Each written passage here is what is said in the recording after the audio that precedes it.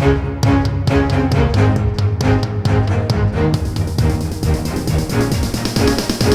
is the Washington Times front page for Tuesday, March 29th, 2022.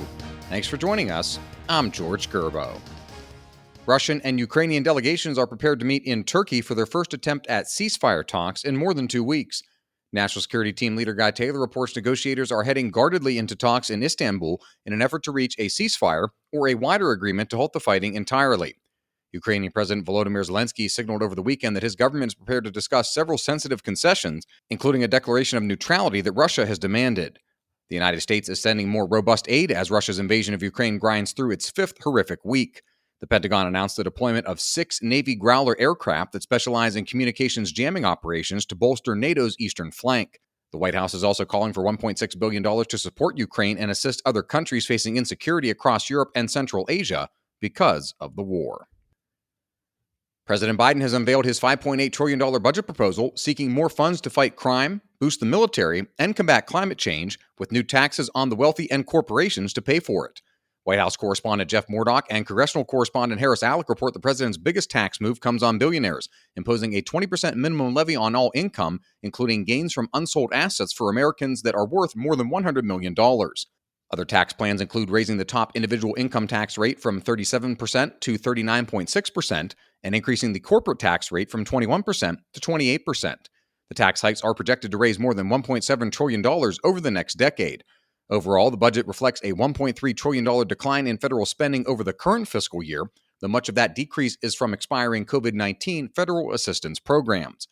The proposal has next to no chance of becoming law, but works more as a framework for what issues the White House wants to prioritize to Americans. A reminder that you can find all these stories at WashingtonTimes.com/front page. If you don't have access to the Times yet, you can visit WashingtonTimes.com/George for a special subscription offer. Republicans on the House Intelligence Committee began an investigation last year into whether the Chinese government is attempting to control Forbes global media holdings, according to government documents obtained by our Guy Taylor.